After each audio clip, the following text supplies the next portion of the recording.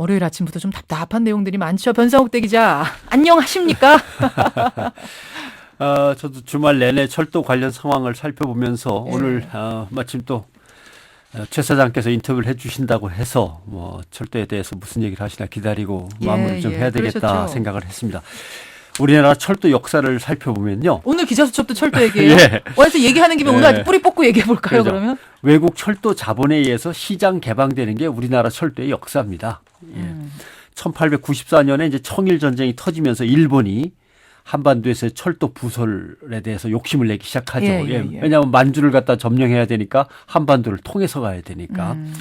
1896년에 조선 왕실이 경인철도, 서울과 인천 경인철도 부설권을 미국인 제임스 모스에게 넘겨버립니다.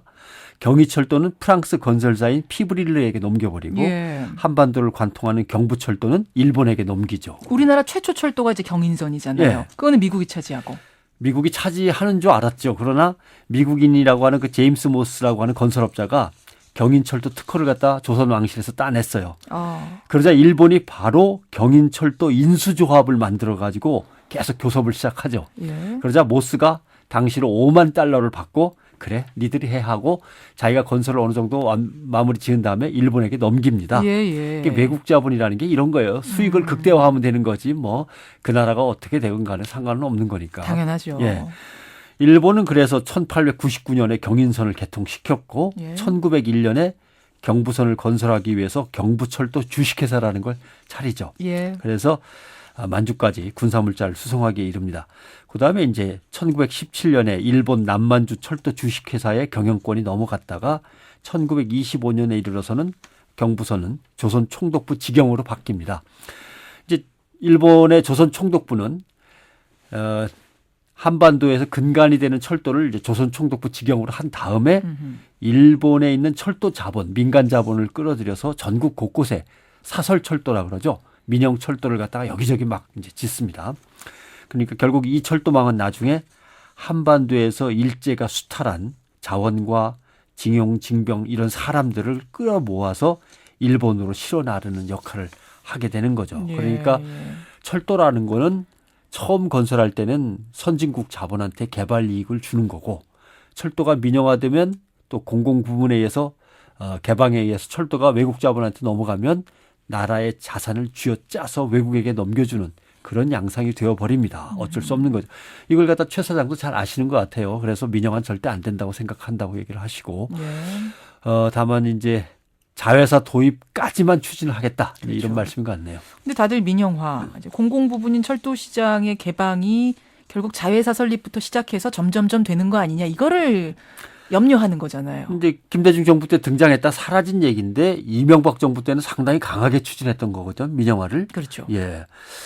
수서발 KTX 노선 지금은 뭐 최 사장 설명으로는 자회사 도입까지다라고 하지만 예. 이명박 정부 때 이걸 민영화 대상으로 삼아서 2009년부터 비공개로 연구를 했고 대통령 업무보고에 2011년에 넘겨졌던 겁니다. 예.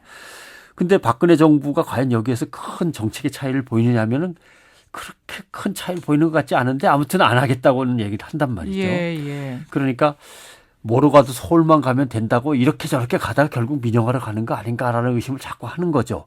더군다나 박근혜 대통령은 유럽 순방할 때 프랑스 기업인들에게 철도 시장을 포함해서 공공 부분을 상당히 개방하겠다고 밝혀서 박수를 받았어요.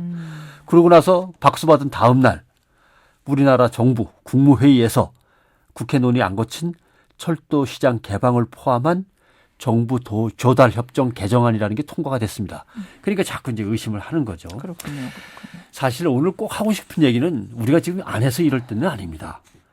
밖에 나가서 좀 수주를 따오고 우리 철도 기술이 좀 해외로 뻗어나가야 되거든요.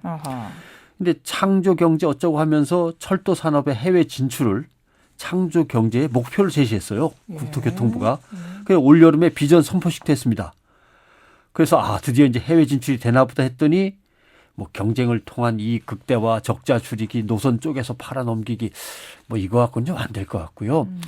이명박 정부에서는 철도 민영화를 녹색 정책이라고 하더니 박근혜 정부에서는 노선 쪽에 파는 걸 창조 경제라고 한다면 이 부분은 좀 실망입니다. 철도를 그러니까 서비스로만 우리는 생각했는데 말씀하시는 거 쭉 들어보면 국가와 산업, 해외 시장 차원에서 좀 크게 다시 봐야 되겠군요. 그렇습니다. 철도도 엄청난 시장입니다. 해외 시장이 연간 200조 원 규모입니다. 철도 관련해서. 그러니까 철도를 깔아놓는 인프라, 구조물 사업이 있고 철도 차를 만드는 사업, 그다음에 이제 시스템, 열차가 운행되는 것을 갖다 시스템으로 제어하고 통제하는 기술, 여러 가지 기술로 나뉘는 거죠. 특히 이제 우리나라 같이 좁은 땅덩어리를 생각할 때 우리나라에서 철도가 뻗어봤자 어디로 가겠어요. 그렇죠. 해외로 나가야 됩니다. 이런 거 상상해 보시면 압니다. 우리나라 반도체 IT 기술이 한반도의 이 남쪽에서만 머물러 있었다. 그러면 지금의 삼성전자, 뭐 LG 이런 게 나오겠습니까? 어렵죠. 그렇죠? 자동차도 현대, 기아가 나오겠어요? 예.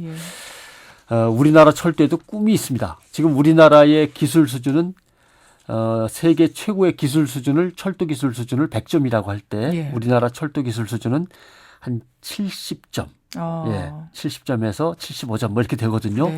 뭐 분야마다 다릅니다만 60점에서 한 80점 사이를 왔다 갔다 하는 것 같습니다. 우리가 목표를 정한 게 있어요. 2015년까지 철도 기술로 100점 만점에 90점을 넘겨보자. 그다음에 2015년까지 그 철도 차량 만들어서 파는 시장 점유율을 지금 2%입니다만 이걸 4%까지 끌어올려보자. 이게 우리의 목표였습니다. 그러려면 정부가 지원을 해줘야 됩니다. 철도 시스템 산업을 육성해야 되는 거죠. 연구 개발 예산도 더 지원을 하고 또 흩어져 있는 기술들을 통합해서 정리를 좀 해야 됩니다. 철도 전문가들 사이에서는 정부가 또 철도 업계가 같이 힘을 합쳐서 국가 차원의 철도 종합기술 엔지니어링 회사를 좀 만들었으면 좋겠다. 그러니까 나라의 철도 기술이 이걸로 인해서 융합 발전하고 전 세계로 뻗어나갔으면 좋겠다. 이런 요구를 계속 해왔는데 2008년인가 한 달 후더니 또 이것도 어디 간지 없어졌어요.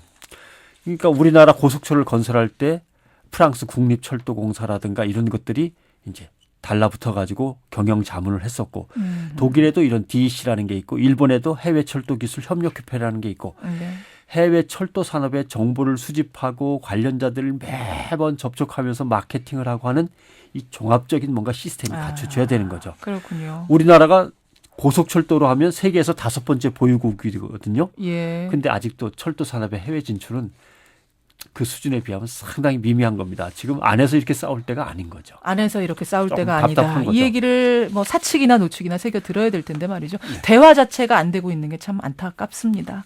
변상욱 대기자 수고하셨습니다. 고맙습니다.